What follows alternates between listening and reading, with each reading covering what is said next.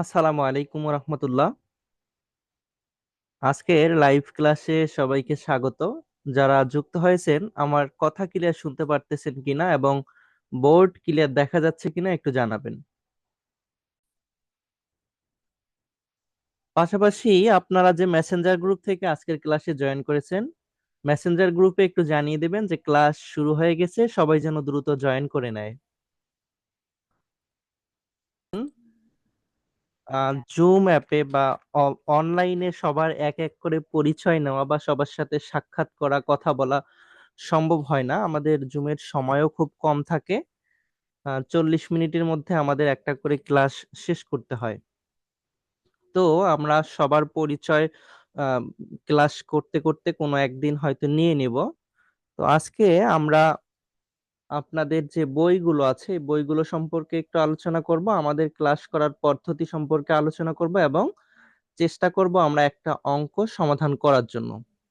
তো যারা নতুন প্রথম বর্ষের পরীক্ষা দিয়ে দ্বিতীয় বর্ষে উঠেছেন, আপনাদের কিন্তু ইতিমধ্যে প্রায় 2 থেকে 3 মাস সময় চলে গেছে। অর্থাৎ আপনারা যে প্রতি সেমিস্টারে যে সময় পান সেখান থেকে 2 থেকে 3 মাস সময় চলে গেছে। এখন জাতীয় বিশ্ববিদ্যালয় খুব দ্রুত তাদের পরীক্ষাগুলো শেষ করে দিচ্ছে। তো সেই হিসাবে দেখা যাচ্ছে যে সেশন জট থাকার কোনো সম্ভাবনা নাই। আর সেশন জট যদি না থাকে তাহলে আপনাদের যে কোর্স আছে বা বই আছে এই বইগুলো পড়ে শেষ করাটাও খুব টাফ হয়ে যায়। এজন্য যারা পরীক্ষা দিয়ে ভাবতেছেন যে না কিছুদিন সময় যাক তারপর পড়াশোনা শুরু করি, তারা খুবই ভুল করবেন। আপনারা পরীক্ষার পরপর থেকেই পুরান বই সংগ্রহ করে পড়া শুরু করে দেন এবং যখন পরীক্ষার আগ মুহূর্ত চলে আসবে তখন নতুন যে সাজেশন পাওয়া যাবে বাজারে সেই সাজেশন গুলো থেকে যদি পড়াশোনা করেন তাহলে পড়াশোনাটা অনেক দূর এগিয়ে থাকবে। আচ্ছা, এখন আপনাদের দ্বিতীয় বর্ষে মোট 60টা সাবজেক্ট থাকবে।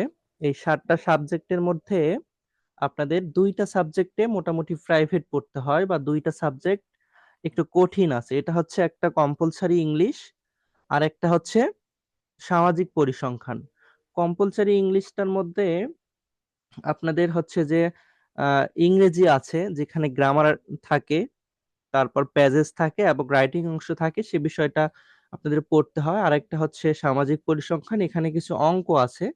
কিছু অঙ্ক বলতে প্রায় প্রতিটা অধ্যায়ে অঙ্ক আছে। আমরা যখন লেকচার শিট শেয়ার করব তখন কোন অধ্যায়ে কত মার্কের প্রশ্ন আছে, কি রকম অঙ্ক আছে সেগুলো জানতে পারবো। এরপর হচ্ছে যে আমার ক্লাসের পদ্ধতি, আমরা সাধারণত আমাদের বিগত যে ব্যাচ আছে সেখানে প্রায় 70-80 জনের মতো স্টুডেন্ট আছে, তারা পড়তেছে। 12 তারিখে তাদের কোর্সটা কমপ্লিট হবে। তো তারা বেশ ভালোভাবেই কোর্সটা কমপ্লিট করছে। আর কিছু স্টুডেন্ট আছে যারা পরীক্ষার একদম আগে ভর্তি হয়েছে, তাদের কোর্সটা ভালোভাবে সম্পূর্ণ হয় নাই এবং কিছু ইমপ্রুভমেন্টের স্টুডেন্ট আছে। সামাজিক পরিসংখ্যানে প্রতি বছর অনেকগুলো ইমপ্রুভমেন্টের স্টুডেন্ট পাওয়া যায়।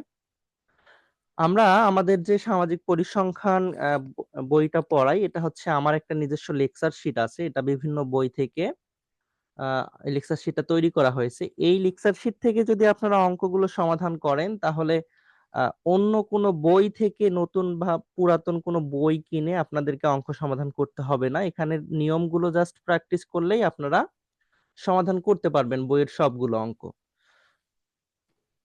এরপর যে কোনো একটা সাজেশন থেকে আপনারা যদি প্র্যাকটিস করেন তাহলেই হয়ে যাবে। তো আমাদের লেকচার শিটটা আমরা একটু শেয়ার করে নিচ্ছি। লেকচার শিটটা শেয়ার করে একটা অঙ্ক আমরা সমাধান করব। এরপর আমরা যেহেতু প্রথম অধ্যায়ের সবগুলো ক্লাস ফ্রি করিয়ে থাকি প্রতি বছর, এজন্য আমরা প্রথম ক্লাসে অতিরিক্ত কথা আর বলবো না, সরাসরি অঙ্কে যাব এবং ক্লাসগুলো করতে করতে আমরা অন্যান্য যে বিষয়াদি আছে সেগুলো জেনে নিব। আর একটা কথা হচ্ছে যে আপনাদের ইংরেজি ক্লাসও আমরা আমাদের আহ, এই পেজ থেকে করাবো, বা আমাদের ফেসবুক পেজ আছে, ইউটিউব চ্যানেল আছে, এখান থেকে ইংরেজি ক্লাসগুলোও করানো হবে। ইংরেজি যে লেকচার শিট গুলো আছে এগুলোর আপডেটের কাজ চলতেছে, আমাদের ইংরেজি ক্লাস শুরু হতে কয়েকদিন সময় লাগবে। তো এইটা হচ্ছে আপনাদের সামাজিক পরিসংখ্যানের পাঠ্যসূচি। এখানে দেখা যাচ্ছে যে প্রায় 10টা চ্যাপ্টার আছে আপনাদের। বিভিন্ন লেখকের বইয়ে হয়তো বা কোনো চ্যাপ্টার কম বেশি হইতে পারে। এখানে প্রথম যে অধ্যায় আছে এটা ভূমিকা, এখানে কোনো অঙ্ক থাকে না। এই প্রথম অধ্যায় থেকে 10 থেকে 15 মার্কের প্রশ্ন আসে, অনেক সময় 20 মার্কেরও প্রশ্ন আসে। এরপর হচ্ছে দ্বিতীয় অধ্যায়, এটা হচ্ছে তথ্য উপস্থাপন। অনেক বিভিন্ন বইয়ে বিভিন্ন নামে এটা থাকতে পারে। গণসংখ্যা নিবেশন, গণসংখ্যা সারণী, টালি চিহ্ন, তারপর হচ্ছে আয়তলেখ, অজিভ রেখা, এই অধ্যায়ের মধ্যেই থাকে। এখান থেকে 10 থেকে 14 মার্কের প্রশ্ন আসে প্রতি বছর। এরপর হচ্ছে তৃতীয় অধ্যায়, এটা কেন্দ্রীয় প্রবণতার পরিমাপ, ইংরেজিতে measure of dispersion, measure of central tendency বলে। এই অধ্যায় থেকে গড়, মধ্যক, প্রচুরক নির্ণয় সংক্রান্ত প্রশ্নগুলো থাকে। এখান থেকেও 10 থেকে 15 মার্কের প্রশ্ন আসে ফাইনাল পরীক্ষায়। এরপরে হচ্ছে 4 নম্বর অধ্যায়, এটা হচ্ছে বিস্তার পরিমাপ বা মেজার অফ সেন্ট্রাল টেন্ডেন্সি। এই অধ্যায়টা অনেক বড় একটা অধ্যায়, পরিসংখ্যানের যে কাজগুলো করতে হয় এই অধ্যায়ে সব থেকে বেশি আইটেম থাকে। তো এখান থেকে আমাদের লেকচার শিটে আমরা অল্প কয়েকটা আইটেম সিলেক্ট করেছি, যেগুলো পড়লে আপনাদের পরীক্ষায় কোনো সমস্যা হবে না বা পরীক্ষায় প্রশ্ন কমন থাকবে। এখান থেকেও 10 থেকে 15 মার্কের প্রশ্ন আসে। এরপর হচ্ছে সম্পর্কের পরিমাপ, সহ সম্পর্ক, সংশ্লেষাঙ্ক, এছাড়াও আরো বিভিন্ন নাম আছে এই অধ্যায়টার। এটাও একটা সম্পূর্ণ গাণিতিক অধ্যায়। এই অধ্যায় থেকে প্রতি বছর 10 মার্কের প্রশ্ন আসবেই। এরপর একটা হচ্ছে পরিমিত বিন্যাস, এটা একটা থিওরি অধ্যায়। এই অধ্যায় থেকে 5 থেকে 4 মার্কের প্রশ্ন আসে। এরপর হচ্ছে পূর্বানুমান প্রশিক্ষণ, পরীক্ষণ, এখান থেকেও 1 থেকে 10 মার্কের প্রশ্ন আসতে পারে। এরপর আরেকটা গাণিতিক অধ্যায় আছে সম্ভাবনা। এই অধ্যায় থেকে সহজেই 10 মার্কের প্রশ্ন পাওয়া যায়, সাধারণত বল, ছক্কা, তাস, লুডো এগুলোর অঙ্ক এই অধ্যায় থেকে আমরা সমাধান করি। এরপর হচ্ছে নমুনায়ন, এটাও একটা থিওরি অধ্যায়। এই অধ্যায় থেকে প্রশ্ন সাধারণত থিওরি প্রশ্নগুলো আসে। যারা পরীক্ষায় অঙ্ক করতে ভয় পান তারা এই 1 নম্বর অধ্যায়, তারপর হচ্ছে 6, 7 এবং 9 নম্বর অধ্যায়গুলো যদি পড়েন এখান থেকে 10 বা 20 মার্কের অ্যান্সার করতে পারবেন। এরপর সর্বশেষ হচ্ছে কাই বর্গ। সাধারণত অনেকের বই এই অধ্যায়টা 5 নম্বর অধ্যায়ে থাকে, আমি আমার লেকচার শিটে এর একদম শেষে রাখছি। এই অধ্যায়েরও অনেকগুলো নিয়মের অঙ্ক আছে এখান থেকে, কিন্তু আপনাদের একটা অঙ্ক সমাধান করলেই দেখা যায় যে এই অধ্যায় থেকে 10 নম্বর পাওয়া যায়। তো এই হলো আমাদের পাঠ্য বিশ্লেষণ। এখন এখান থেকে আমরা প্রথম যে গাণিতিক অধ্যায় আছে অর্থাৎ দ্বিতীয় অধ্যায়, এই অধ্যায় থেকে একটা অঙ্ক সমাধান করব।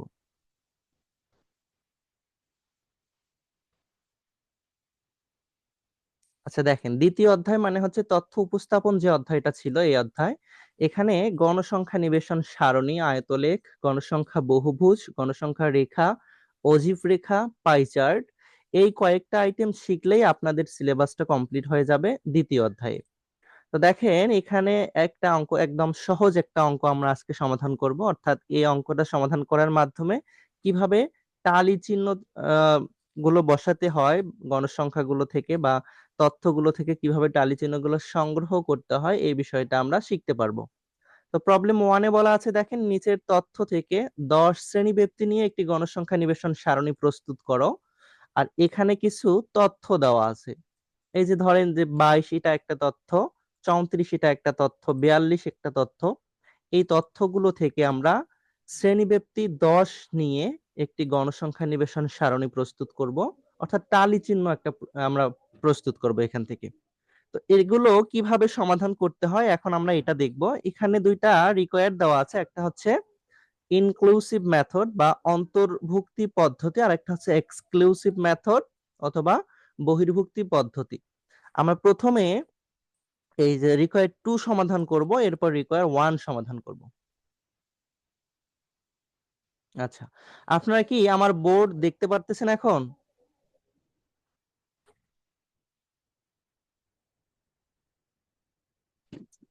দেখা যাচ্ছে ভাইয়া। জি স্যার, দেখা যাচ্ছে। ওকে। আচ্ছা, তাহলে আমরা এখন আমাদের যে এই অঙ্কটা আছে এই অঙ্কটা সমাধান করব। তো এই অঙ্কগুলো সমাধান করার জন্য প্রথমে আমরা বোর্ডে ছক করে নেব। দেখেন আজকের অঙ্কে কিন্তু সরাসরি শ্রেণীব্যাপ্তি দেওয়া আছে, এটা জাস্ট সহজ করে বোঝানোর জন্য প্রথমে এই সহজ অঙ্কটা রাখা হয়েছে। আমরা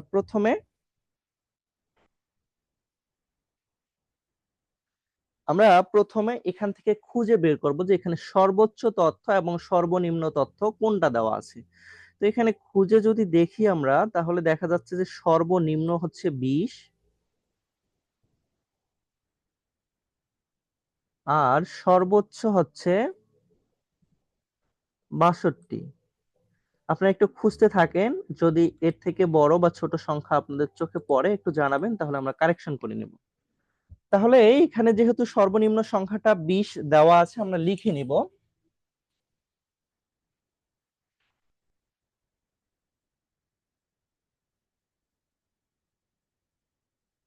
এখানে সর্বোচ্চ সংখ্যা, এই সর্বোচ্চ সংখ্যাকে হাইয়েস্ট ভ্যালু বা এইচভি দ্বারা প্রকাশ করা যায়। এখানে সর্বোচ্চ সংখ্যা হচ্ছে 62, আর হচ্ছে সর্বনিম্ন সংখ্যা,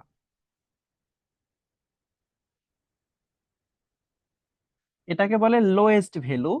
আর লোয়েস্ট ভ্যালু হচ্ছে কত? 20। আমরা এই মান দুইটা এখানে পেয়ে গেলাম, এই মান। এখন আমাদের আর কয়েকটা বিষয় জানতে হবে। একটা হচ্ছে যে অন্তর্ভুক্ত পদ্ধতি কি, আর একটা হচ্ছে বহির্ভুক্ত পদ্ধতি কি। আমি যখন এই পদ্ধতিগুলো লেখা শেষ করব, তখন আপনারা একটু স্ক্রিনশট দিয়ে নেবেন।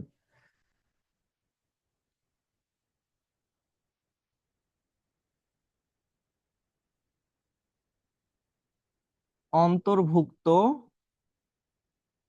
পদ্ধতি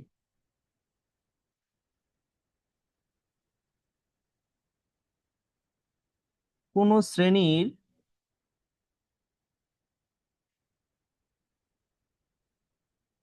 উচ্চ সীমা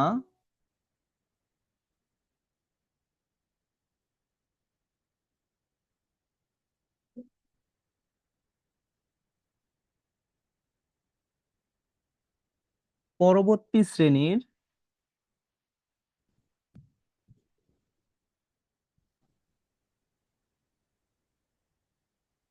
নিম্ন সীমার সাথে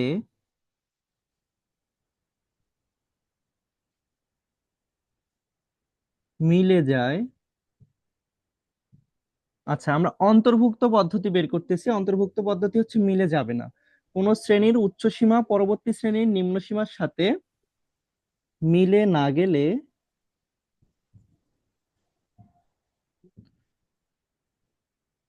তাই অন্তর্ভুক্ত পদ্ধতি।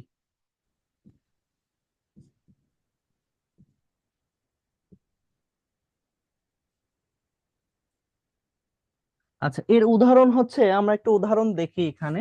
ধরেন এখানে আমরা লিখে নিলাম যে 0 থেকে 9, এরপর এখানে হচ্ছে 10 থেকে 19, এরপর এখানে 20 থেকে 29, এরপর হচ্ছে 30 থেকে 39।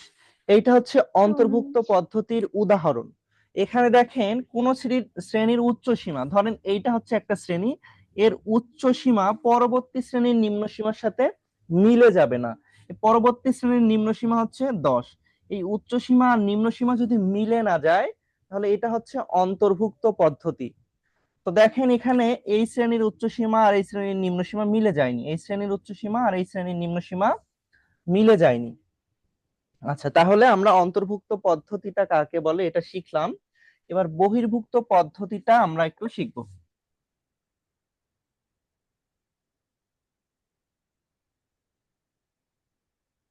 আমরা আরো যখন ক্লাস করব, তখন আরো অনেকবার এই বিষয়গুলো নিয়ে আলোচনা করব।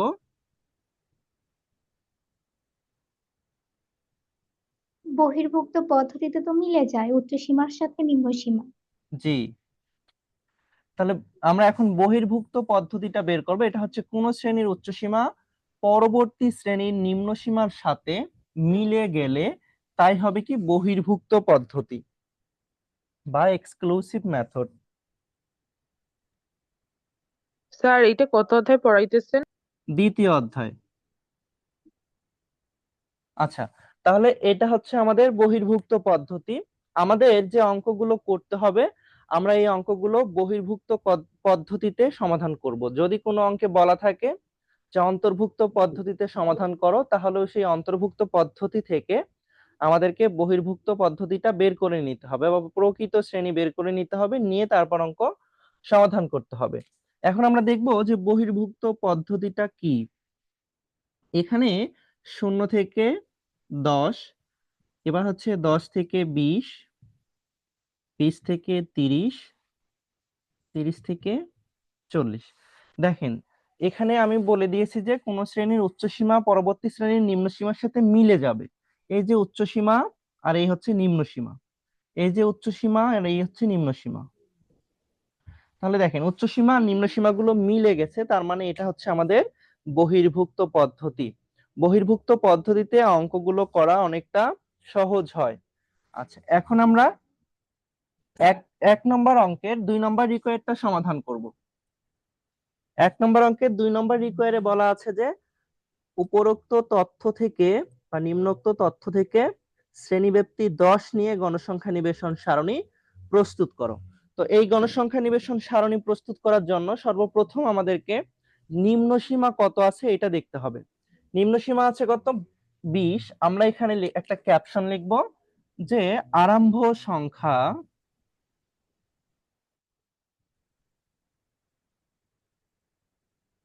বিশ থেকে শুরু করে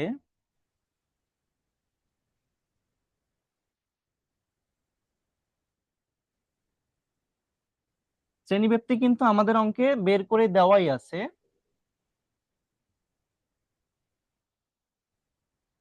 শ্রেণীব্যাপ্তি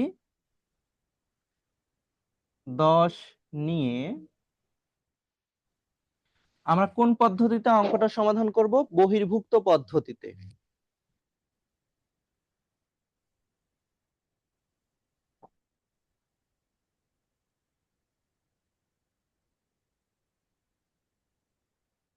এখানে লিখবো যে বহির্ভুক্ত পদ্ধতিতে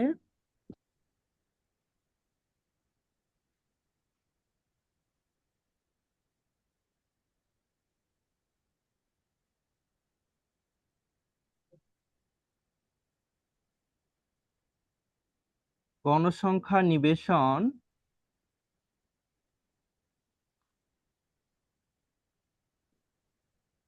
সারণী প্রস্তুত করি।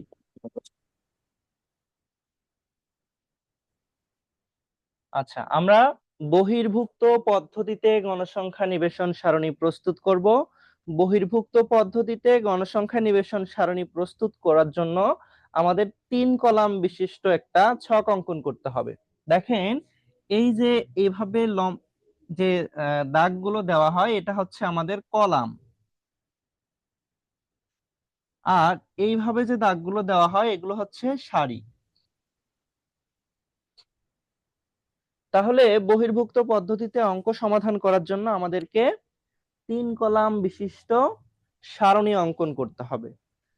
তো আমরা এখন এখানে সারণীগুলো অঙ্কন করব।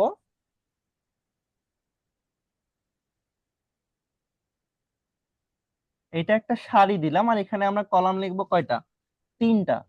তার মধ্যে প্রথমটা হবে আমাদের শ্রেণী ব্যাপ্তি। আমরা এখানে দিব শ্রেণী ব্যাপ্তি। শ্রেণী ব্যাপ্তি, শ্রেণী ব্যবধান, শ্রেণী সীমা, ক্লাস ইন্টারভাল, এগুলো একই আহ, জিনিসের বিভিন্ন রকম নাম। এরপর এখানে হবে টালি চিহ্ন।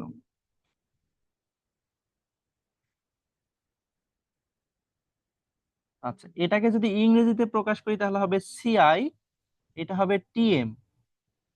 এই টালি চিহ্নকে মিল চিহ্ন বলা হয়।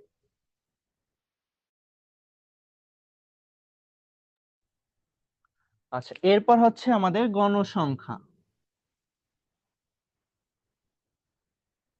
যাকে ফ্রিকোয়েন্সি এবং সংক্ষেপে এফ দ্বারা প্রকাশ করা হয়। এখন এখানে আমরা শ্রেণী ব্যক্তিগুলো বসাবো আর এক একটা করে সারি অঙ্কন করব।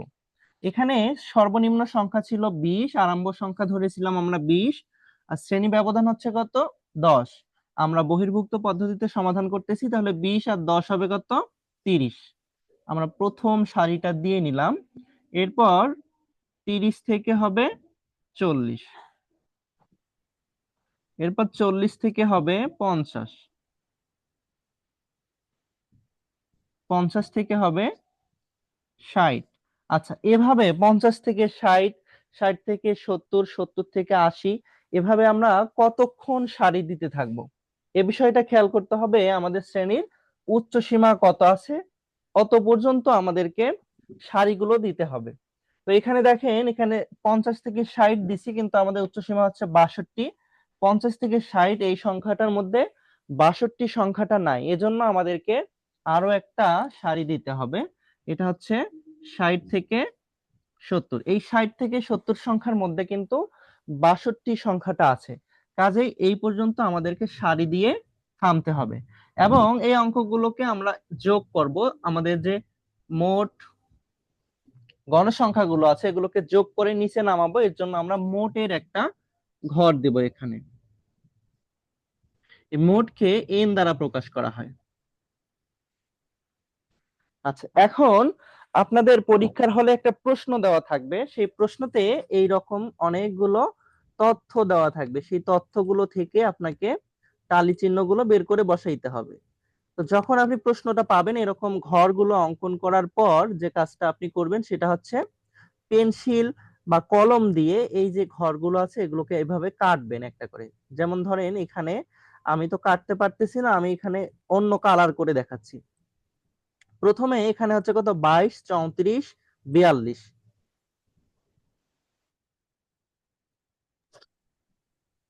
আচ্ছা দেখেন 22,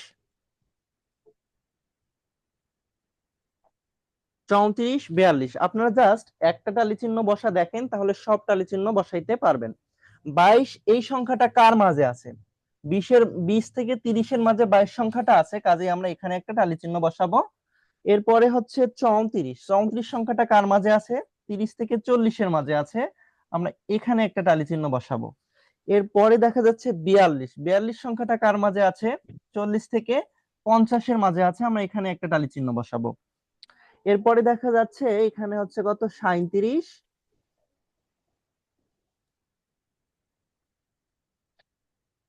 37, 31, 20।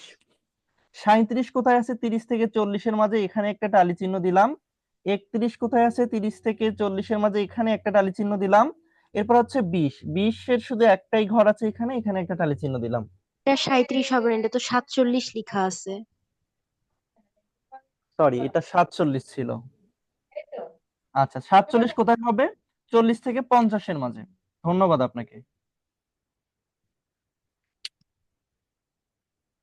আচ্ছা এরপর হচ্ছে 35, এখানে 35 কোথায় হবে? 30 থেকে 40-এর মাঝে। এরপরে এখানে হচ্ছে কত 42, 26 এবং 37। 42 কোথায় হবে? 40 থেকে 50-এর মাঝে। এরপর হচ্ছে 26, 20 থেকে 30-এর মাঝে 26 সংখ্যাটা আছে, এখানে একটা টালি চিহ্ন দিলাম। এরপর হচ্ছে 37, 30 থেকে 40-এর মাঝে। আচ্ছা এই যে এগুলো টালি চিহ্ন, এগুলোর প্রত্যেকটার মান হচ্ছে 1। এরপরে আমরা পরের লাইনে চলে আসলাম। এখানে দেখা যাচ্ছে কত আছে? 49, 44, 32। 49 হবে 40 থেকে 50-এর মাঝে। এরপর হচ্ছে 44, 44 কোথায় হবে? 40 থেকে 50-এর মাঝেই হবে, কিন্তু টালি চিহ্নর নিয়ম হচ্ছে 4টা টালি চিহ্ন দেওয়ার পর 5 নম্বর টালি চিহ্ন দিতে গেলে আপনাকে একটা বান্ডিল করতে হবে। 1, 2, 3, 4 আর এদিকে একটা দেওয়ার কারণে এটা হচ্ছে 5। এরপর 32, 32 কোথায় আছে? 30 থেকে 40-এর মাঝে, এখানেও হবে 5 নম্বর টালি বা বান্ডিল। এরপর হচ্ছে 36,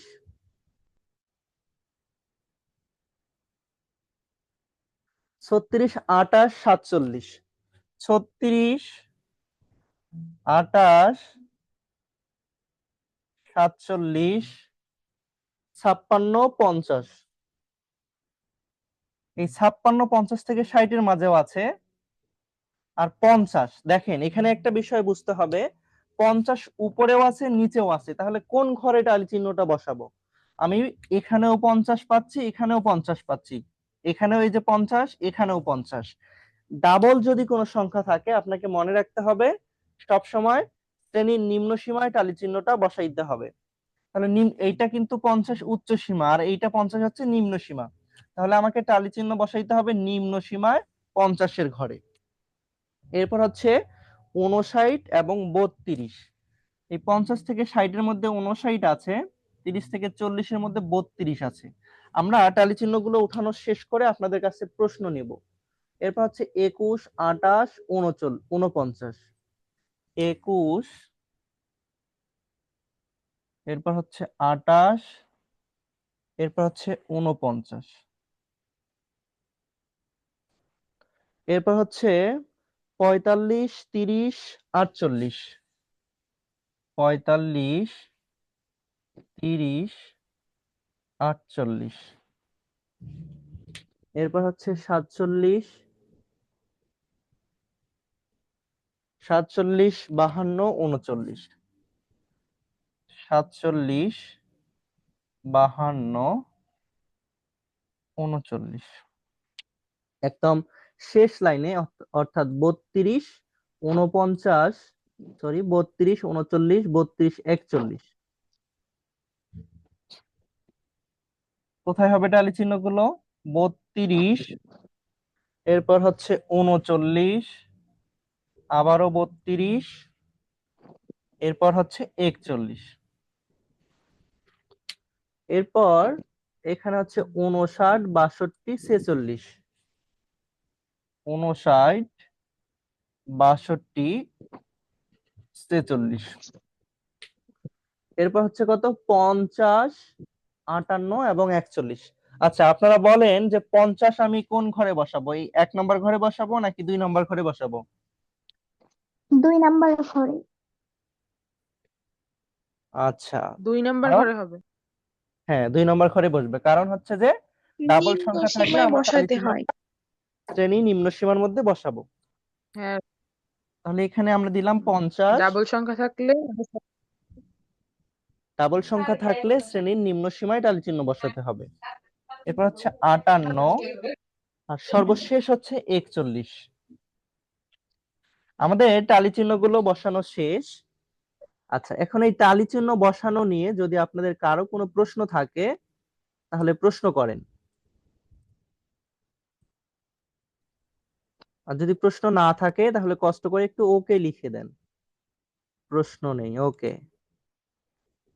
আচ্ছা, তাহলে এখন দেখেন, এই যে আমরা টালি চিহ্নগুলো এখানে বসালাম, এখন এই টালি চিহ্ন থেকে আমাদেরকে গণসংখ্যাগুলো বের করতে হবে।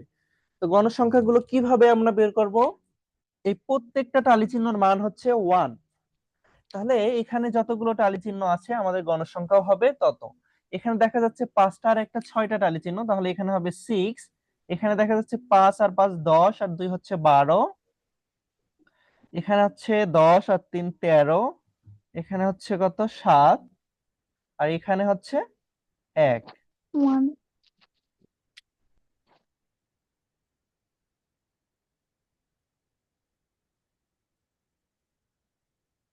6, 12, 13, 7 আর 1। আচ্ছা, আমাদের একটা টালি চিহ্ন মিসিং হয়ে গেছে। আমরা কিভাবে বুঝবো যে একটা টালি চিহ্ন আমাদের মিসিং হয়েছে? দেখেন, এখানে এগুলো আমরা যোগ করব। এখানে 7 আর 1 হচ্ছে 8। আচ্ছা, এই সংখ্যাগুলোকে আমরা সবগুলোকে যোগ করব। যোগ করলে যদি আমাদের মোট তথ্যের সমান হয়, মোট তথ্য কতগুলো দেওয়া আছে বা কোথা থেকে পাবো? এই যে এখানে যে সংখ্যাগুলো দেওয়া আছে এগুলোই হচ্ছে আমাদের তথ্য। এখানে এক একটা সারিতে সংখ্যা আছে 10টা, এরকম 4টা সারি আছে। তাহলে এখানে আমাদের তথ্য পড়তেছে কতটা? 40টা। তাহলে আমাদের এখানে যোগফল হওয়ার কথা ছিল 40, কিন্তু এখানে আমরা দেখতেছি যে আমাদের যোগফল হচ্ছে 39। কারণ আমরা 62 যে টালি চিহ্নটা ছিল এখানে, যে লাল মার্ক করা টালি চিহ্নটা, এটা এইটা দুইবার দেওয়া হয় না এই জন্য। জি, তো এখানে আমরা এখানে একটা 1 হবে না, এখানে হবে 2। এখন এগুলো যোগ করলে 40 হবে। তো এখানকার যোগফল বা এন এর মান আর মোট তথ্যের মান যদি সমান হয়, যেমন এখানেও 40, মোট তথ্যের মানও হচ্ছে 40, তাহলে আমরা বুঝবো যে আমাদের টালি চিহ্নটা নির্ণয় করা হয়ে গেছে। আচ্ছা, যদি কারো কোনো প্রশ্ন থাকে আপনারা প্রশ্ন করতে পারেন, আর যদি প্রশ্ন না থাকে তাহলে আমরা পরের যে অঙ্কটা আছে বা রিকোয়ার 1 যে আছে এটা সমাধান করার চেষ্টা করি। আমাদের আর 7 মিনিট সময় আছে। স্যার আমাদের স্যার বাসায় পরে কাজ দিবেন না? ভাইয়া সমস্যা নেই, নেক্সট প্রশ্নের সমাধান করেন। আচ্ছা, স্যার এইখানে কি গ্রাফ চ্যাটও পরে করতে হবে এই অঙ্কের সমাধান বের না, করার পর? এই অঙ্কে কিন্তু গ্রাফ পেপার নিয়ে কিছু করতে বলে নাই। আমাদের যে পরবর্তী অঙ্কগুলো আছে সেই অঙ্কগুলোতে আমরা গ্রাফ শিখবো, অর্থাৎ ধাপে ধাপে আমরা সবগুলো শিখবো। আচ্ছা, এরপর পরের যে অঙ্কটা আছে সেটা হচ্ছে অন্তর্ভুক্ত পদ্ধতিতে। এখানে শুধুমাত্র অন্তর্ভুক্ত লিখতে হবে।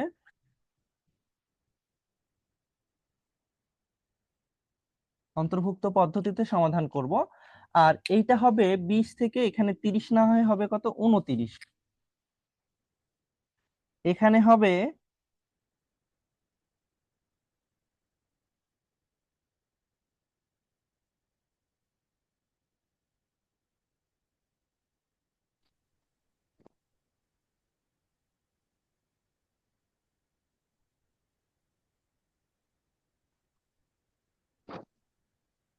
আচ্ছা, বুঝতে পারছেন কিনা একটু জানাবেন।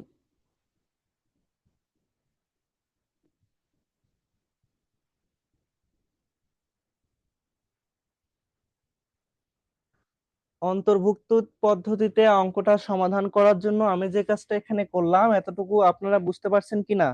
ওকে, অনেকেই বুঝতে পারছেন। তাহলে অন্তর্ভুক্ত পদ্ধতিতে অঙ্ক সমাধান করার জন্য আমাদেরকে এইখানে আরেকটা ঘর করতে হবে। যেহেতু আমাদের এইখানে জায়গা নেই, আমরা বাহিরে এই ঘরটা অঙ্কন করতেছি। এটা হচ্ছে প্রকৃত শ্রেণী।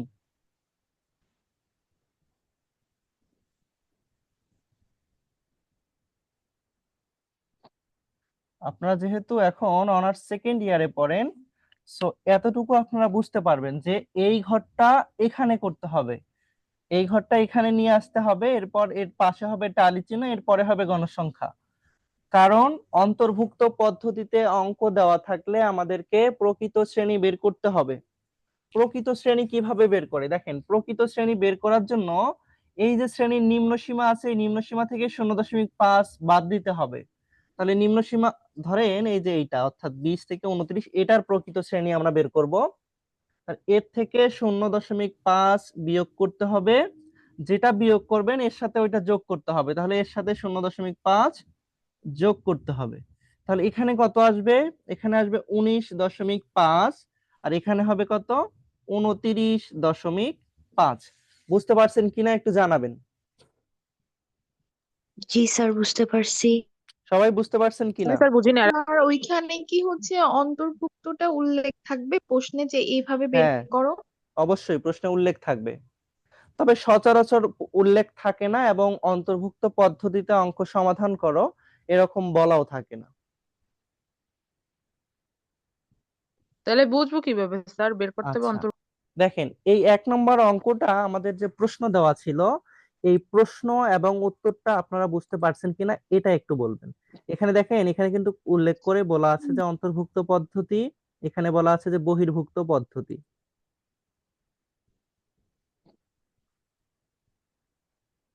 এখানে উল্লেখ করা আছে, এরপরে কিছু অঙ্ক আছে যে অঙ্কগুলো দেখলেই বোঝা যাবে যে এটা অন্তর্ভুক্ত নাকি বহির্ভুক্ত। এই যে এটা দেখেন, এখানে বলা আছে কি 10 থেকে 19, এরপর হচ্ছে 20 থেকে 29, এরপর হচ্ছে 30 থেকে 39, এগুলো এরকম দেওয়া অন্তর্ভুক্ত। থাকবে। এটা অন্তর্ভুক্ত পদ্ধতিতে ছিল। আচ্ছা, এখন আমাদেরকে যে কাজগুলো করতে হবে, আপনারা কি বোর্ড দেখতে পারতেছেন? যেটা সর্বোচ্চ আর জি সর্বনিম্ন, হ্যাঁ, স্যার। সীমা যেটা মানে সমান থাকবে না সেইটা অন্তর্ভুক্ত, আর যেটা সমান থাকবে সেইটা জি, বহির্ভুক্ত। হ্যাঁ। বহির্ভূত, আচ্ছা, হ্যাঁ। এখন দেখেন এখানে প্রকৃত শ্রেণী বের করার নিয়ম। প্রকৃত শ্রেণী বের করার জন্য এই শ্রেণীর নিম্ন সীমা থেকে 0.5 বাদ দিতে হবে। এইটা হচ্ছে প্রকৃত শ্রেণী।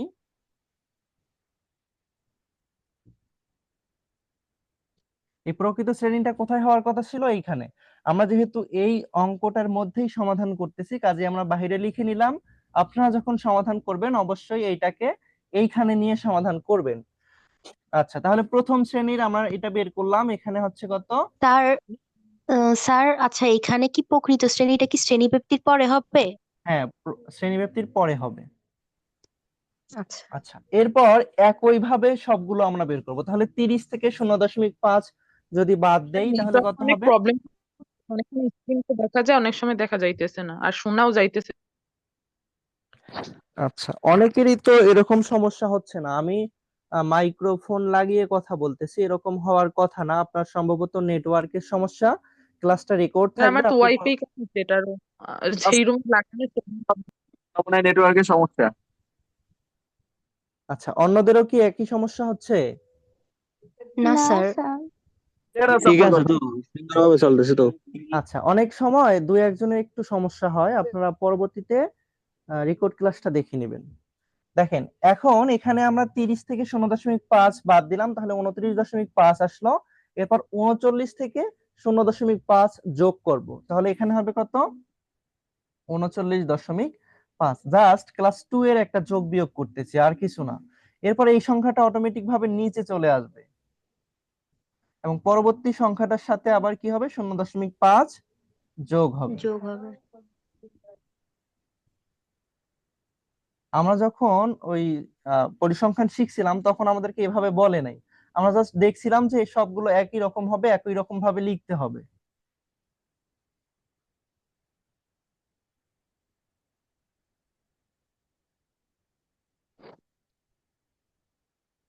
আচ্ছা, এখন এই টালি চিহ্নগুলোর ক্ষেত্রে সামান্য একটু পরিবর্তন হইতে পারে।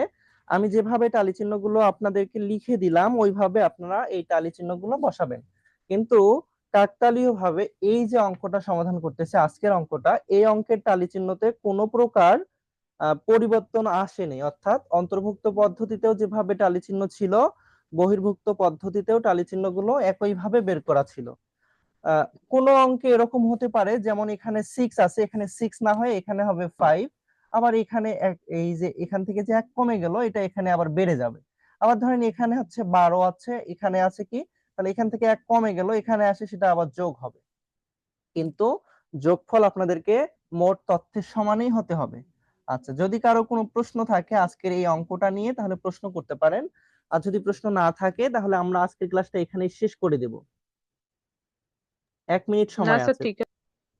ওকে। না স্যার, কোনো